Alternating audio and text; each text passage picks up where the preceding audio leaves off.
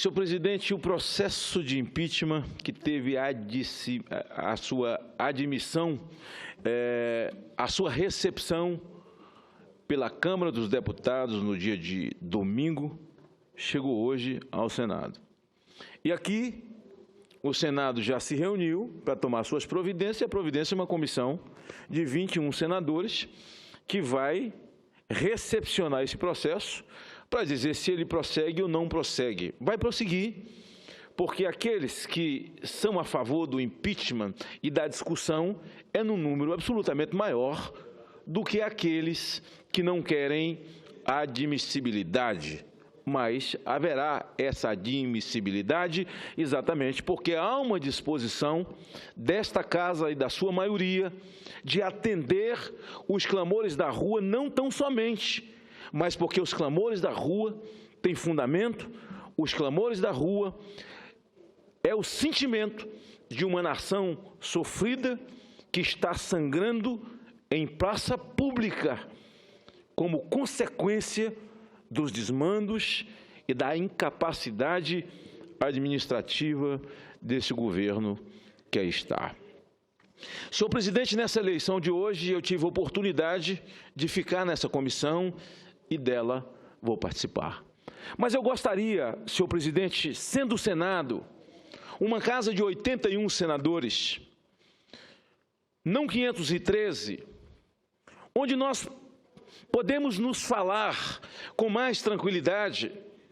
O nosso relacionamento é mais estreito, visto que nós somos num número menor e que nós temos uma etapa longa até a admissibilidade do processo e daí para frente temos 6 meses, caso aprove o afastamento da presidente. É um longo processo onde nós podemos conversar, nós podemos falar.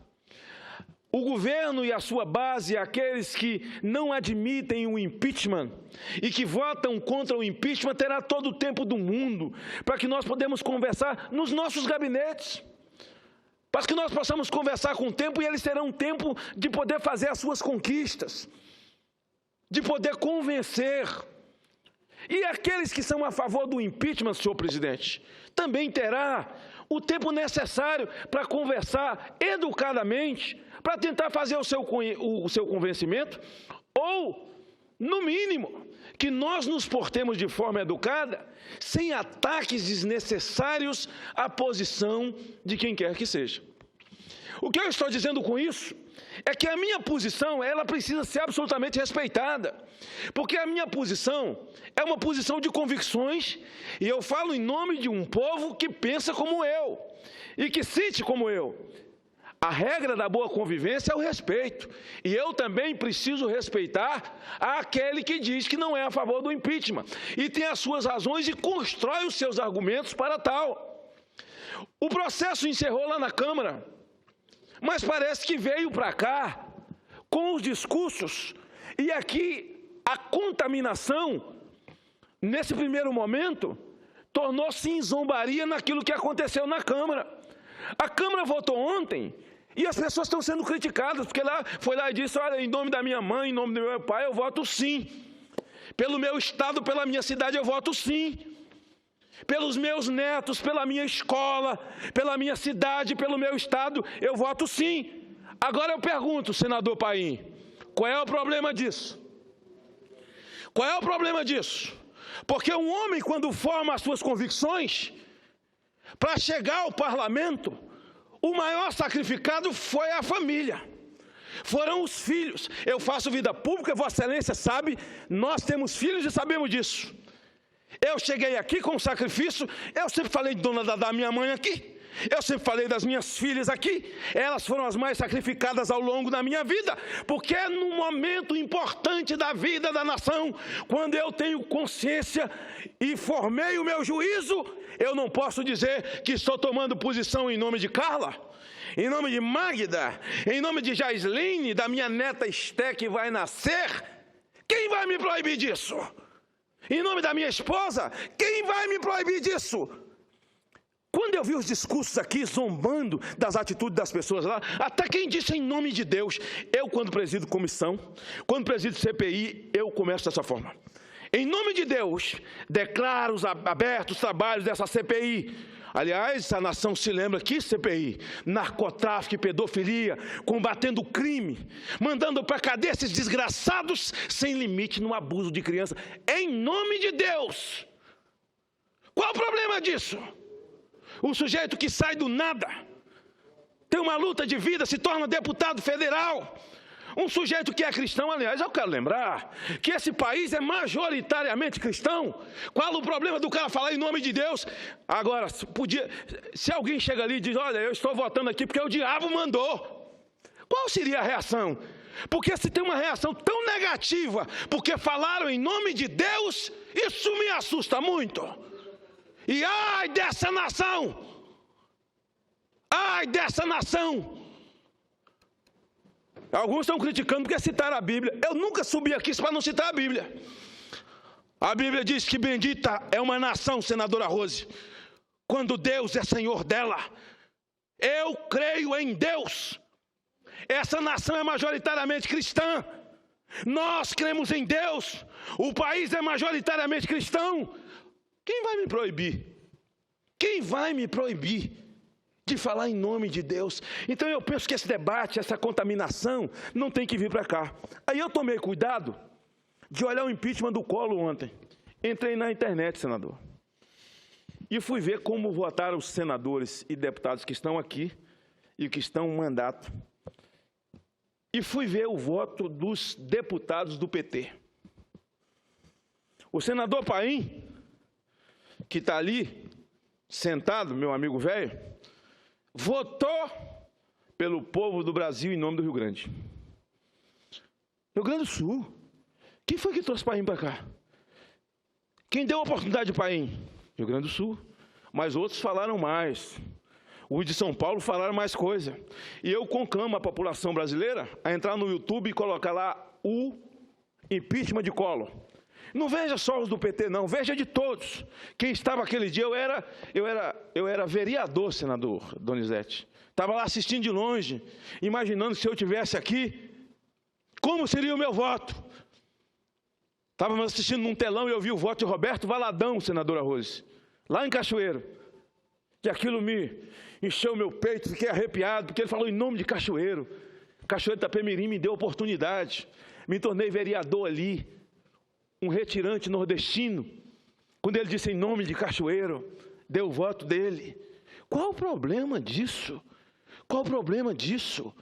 O outro diz em nome de Zumbi dos Palmares, Che Guevara, não teve crítica nenhuma para isso, e não tem que criticar, porque cada um fala da sua referência, cada um fala daquilo que acredita, e nós temos que respeitar isso. Então esse debate não pode vir para cá, lá já encerrou. Aqui nós vamos tratar de outra coisa. Eu posso sentar no cafezinho ou no meu gabinete com o senador e conversar perfeitamente sobre isso, sobre o impeachment, sobre as questões jurídicas, e advindo das questões jurídicas, porque o processo é jurídico-político, as questões políticas, as questões jurídicas, e fazemos isso de forma educada, sem afronta. Eu dizia ontem ao senador Jorge, e dizia também à senadora Gleice, eu não topo conversar sobre esse assunto, se eu tiver que sentar aqui e ficar sendo agredido todo dia, sendo chamado de golpista. Eu sou golpista por quê? Porque tenho convicções? Porque tenho convicções? E depois que a sessão acabou, aí nós podemos conversar, podemos bater um papo, tomar um cafezinho no meu gabinete ou no seu gabinete. Eu não topo. Eu não topo. Então eu não quero aqui ser agredido, não quero agredir ninguém. Não quero agredir ninguém. Eu acho que o processo chegou no Senado, ele já saiu da Câmara, a Câmara já cumpriu o seu papel, ele agora está aqui no Senado. Ah, mas o parlamento é golpista, a Câmara é golpista, o Senado é golpista. É preciso dar nome para isso, porque eu não vejo ninguém dizer que o Supremo é golpista. Eu não vi ninguém chamar o Supremo de golpista, de dar nome de ministros. O ministro Teori é um golpista, Marco Aurélio é um golpista, o Gilmar Mendes é um golpista, o Toffoli é golpista. Ninguém fala. Aliás, quando vota nome de ministro Supremo aqui, os discursos são verdadeiras peças de elogio. Quando está se votando no ministro Supremo, e os elogios que se faz, senador Donizete, é tipo assim, olha, lembra-te de mim. É discurso, lembra-te de mim. Eu aqui dessa tribuna votei contra o ministro Barroso e disse porque estava votando e votei aberto. Votei contra o ministro Fachin e disse porque estava votando e votei aberto. Então não faça essa história de lembra-te de mim. Mas ninguém chamou o Supremo de golpista. Eu não quero ser chamado de golpista. Eu posso até nas ruas ser chamado assim, porque os partidários da presidente, esse é um discurso que a militância encarnou. Eu posso, até porque está no direito deles, eles acreditam assim, é dessa forma. E eu não vou me ferir e me ofender disso na rua. Mas aqui não. Nós temos dentro de um processo, eu estou me dispondo a convencer, mas também posso ser convencido. E daí? E daí? E daí? Nós temos Tenho minhas convicções sobre as pedaladas? Tenho. Aliás, minha filhinha hoje, de 15 anos, Jaisline, senadora Rose, aquela pérola negra que Deus me deu, senadora Donizete, eu sou pai adotivo. E acho que a grande dádiva da vida, depois de conhecer Deus, é adotar. Porque a adoção é a única chance que um homem tem de dar à luz. A adoção é para aquelas pessoas que descobriram que o coração tem útero. Ela manda um torpedo para mim dizendo assim, pai, me explica o que é pedalada. Eu disse, olha filha, eu fui vereador. Eu vou tentar te explicar da melhor maneira possível, mas vou falar vereador porque é uma casa lá no município. Papai foi vereador em Cachoeiro. Cachoeiro. Mandou o orçamento para a gente votar. O orçamento é para pagar funcionário, para pagar professores, para pagar o pessoal que faz a limpeza, é para dar manutenção de creche, manutenção de escola, então tem que votar. Ele diz quanto vai gastar e a Câmara vota. Aí aprovou, minha filha. Mas se aquele dinheiro não deu e ele precisa de mais, ele precisa pedir para a Câmara. E aí ele pede, e o nome disso é suplementação. A Câmara aprova e ele pode realizar. Se ela não aprovar, ele não pode. E se ele não mandar para a Câmara e realizar, o promotor pede o afastamento dele, o juiz aceita, ele vira ficha suja e nunca mais disputa uma eleição. Nós precisamos sair dessa confusão do que é o processo político-jurídico. O jurídico é que existe de fato e que você pode ter. O crime de responsabilidade fiscal existe, pronto. E o impeachment é um instrumento. Esse é o jurídico. Mas o político é você discorrer o que ocorreu a partir, quais os malefícios da tal pedalada, ou até os benefícios. Porque quem defende, quem é contra o impeachment, diz que tem benefício nas pedaladas. Diz, olha, fez pedalada para poder pagar o Bolsa Família. É um argumento que eu não acredito. São 53 bilhões e só para a Bolsa Família só foi 1,5. 1,5. Mas é um argumento. Então, veja, lei de responsabilidade fiscal, o prefeito não mandou matar ninguém, o prefeito não passou em cima de ninguém no trânsito, não atropelou ninguém no trânsito, na calçada, não fez crime de mando. Ele está com as mãos sujas porque não é processo penal. Aqui, ninguém nunca disse, pelo menos eu, que a presidente Dilma assassinou alguém, que praticou crime de mando, que atropelou alguém na calçada dirigindo alcoolizada pelas ruas. Não tem nada disso. Não há crime penal para a presidente Dilma. E esse processo não é uma gincana entre a presidente Dilma e Eduardo Cunha, para saber quem cometeu mais crime, uma gincana. Vamos ver quem chega na frente. Não, os crimes de Eduardo Cunha é crime penal. Crime penal, ele é problema da polícia, ele é problema do Supremo Tribunal Federal. A presidente Dilma cometeu o mesmo crime que alguns prefeitos do Espírito Santo, aliás, todos nos últimos 30 anos, sabe quem é Rose? Rose ajudou todos, Rose participou da administração de todos esses municípios, estou certo, né? Nesses últimos 30 anos, pelo seu trabalho no estado do Espírito Santo, aliás, eu sempre disse isso, que você é a guerreira dos municípios do estado do Espírito Santo. Ninguém nunca disse isso, ninguém nunca disse isso. Então não tem crime que a mulher cometeu, uma mulher limpa, ninguém está falando nada de crime penal. E não há gincana entre ela e Eduardo Cunha para ver quem chega na frente, para ver quem vai... Não tem nada disso, para competir de crime, não é nada disso. O dela é o mesmo que esses prefeitos, muitos do nosso estado, gente de bem, honrada, respeitado no município, se tornou prefeito, pegou uma folha de pagamento inchada, não conseguiu consertar. Uns precisaram tirar dinheiro da educação para poder pagar salário e 13º, dizer assim, poxa, mas salário e 13º, ele não errou não, mas a lei diz que ele não pode, 25% tem que ficar aqui, o cara não pode botar a mão aqui, nem transferir esse dinheiro, virou criminoso, virou ficha suja para os adversários, e 8 anos sem disputar a eleição, de mãos limpas, mas é crime de responsabilidade fiscal. Então nós temos que entender o que é político, e o que é o crime de responsabilidade fiscal. Político é jurídico. Jurídico é que existe na lei de responsabilidade fiscal esse instrumento. A lei de responsabilidade fiscal prevê tudo isso. Como as pedaladas aconteceram durante 1 ano e acho que 3 ou 4 meses, no final do ano passado, precisou mexer na lei de responsabilidade fiscal para tentar encaixar esse ano e 4 meses de pedalada. O que me assusta é que até ali, Romero e o PMDB eram bons. O PMDB era ótimo, porque foi Renan que comandou aquela fatídica sessão longa do Congresso Nacional, ele e Romero se revezando, e na hora do vamos ver, entregou para Romero, que Romero é mais rápido do que imediatamente. Romero é negociador de sequestro. E eles foram lá e deram uma pancada na lei de responsabilidade fiscal para poder acomodar esse ano e 4 meses de pedalada. Ué, e o PMDB ainda é ruim? Eu não estou entendendo, é isso. Vou conceder. Eu não acho que nós temos que fazer o debate, é nesse nível. No meu entendimento, o jurídico é que houve pedalada e que tem um instrumento de impeachment. E o que é o político? É a desarrumação da economia brasileira. São os milhões de desempregados, 300 desempregados por hora.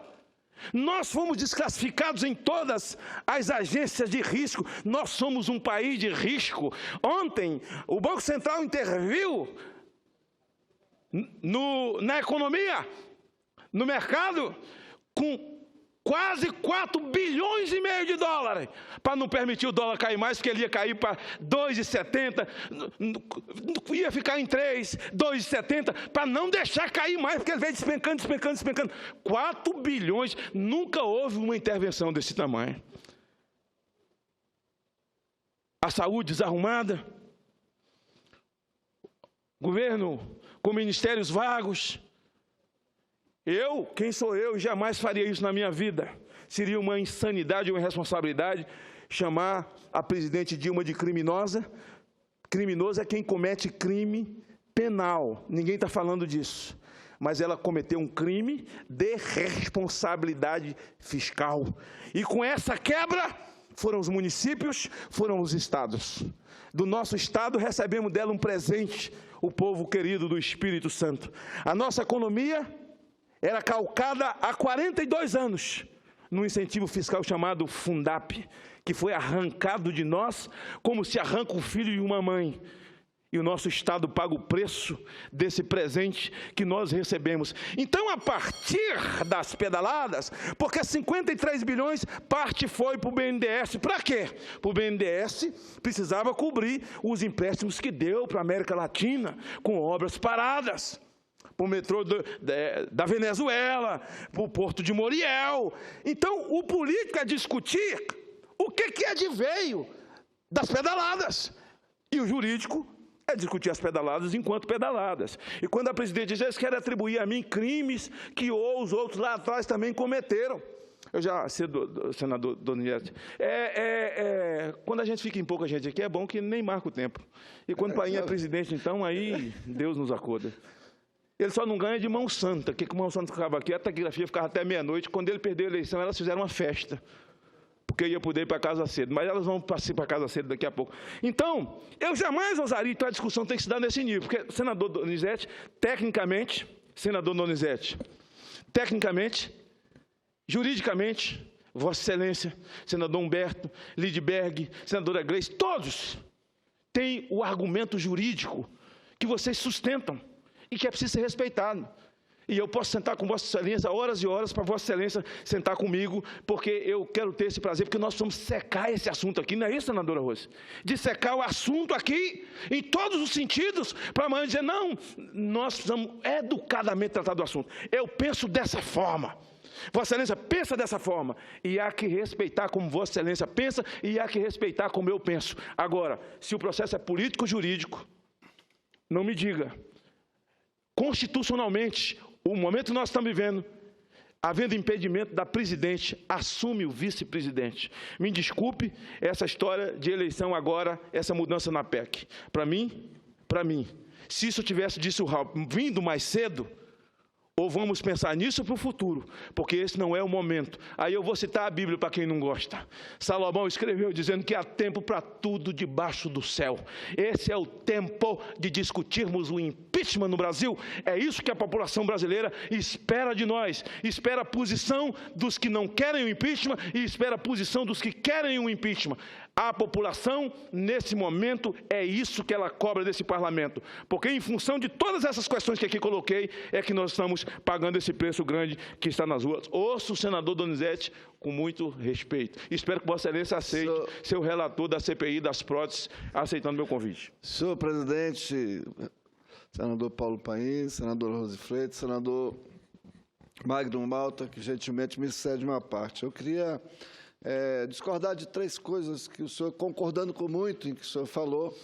Primeiro é o seguinte, eu acho, é uma avaliação minha, é uma arrogância querer falar em nome de Deus. A gente tem, à luz da Bíblia, falar orientado por Deus.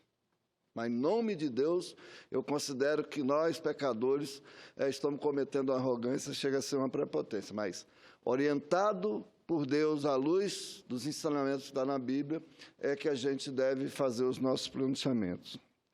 Segundo, com relação ao crime de responsabilidade.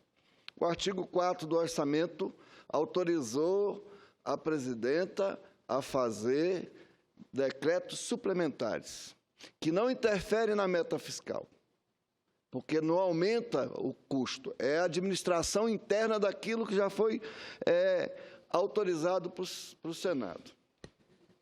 E a terceira coisa, a terceira discordância, mas ainda citando outro crime que querem imputar para a presidência, que também não é crime.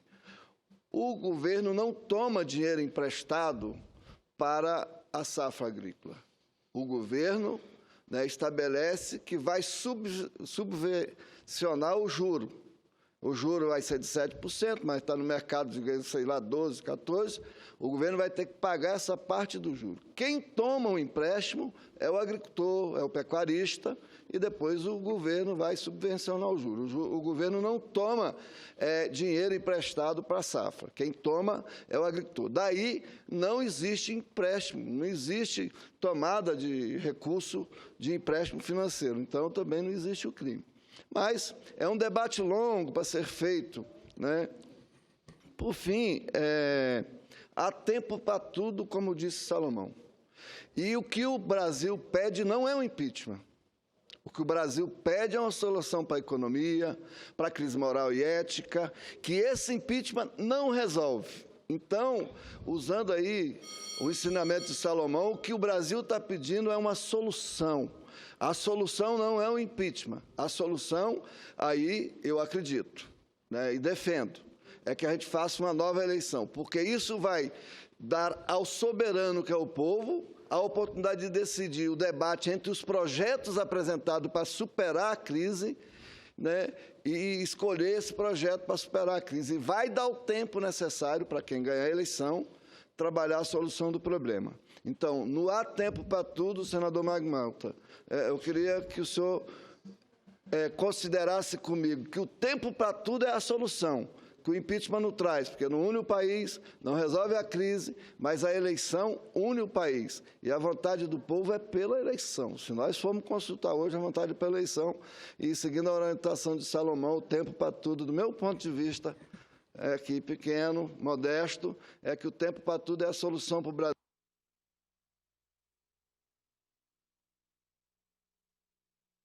Eu gostaria de fazer uma eleição geral, não só para presidente. Porque o desgaste que tem a presidenta, temos nós aqui também no Congresso. Mas não vamos discutir eleição geral agora. Vamos discutir uma eleição para presidente.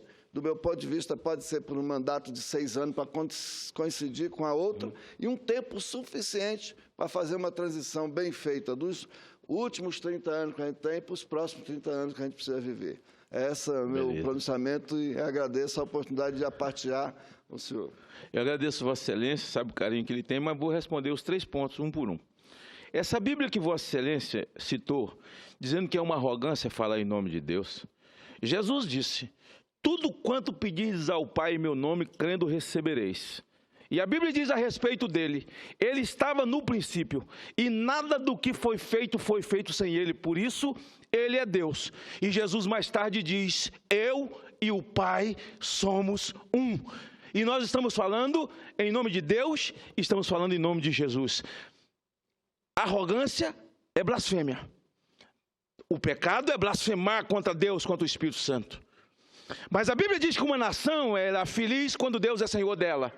Então é em nome de Deus que eu tenho que pedir. É em nome de Deus que eu tenho que falar dessa Bíblia que o senhor citou. Segundo ponto, o senhor disse que sobre as pedaladas que ela não cometeu.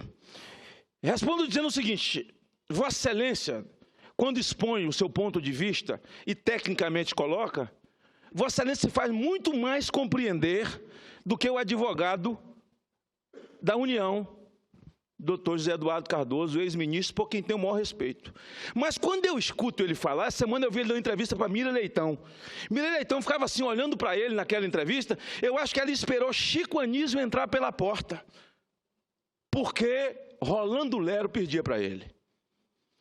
Ele, quando tenta explicar, ele tenta misturar isso tudo. Uma mulher que não cometeu crime nenhum, sendo acusada por um que cometeu crime, que tem dinheiro na Suíça. Ela fala isso na tentativa de confundir as pessoas. Eu não tenho dinheiro na Suíça. Ninguém está condenando a senhora, dizendo que a senhora tem dinheiro na Suíça. Não é nada disso. Que tem conta, pelo amor de Deus, não é nada disso. Nós estamos falando de crime de responsabilidade fiscal. E a terceira, responde o senhor. Eu dou.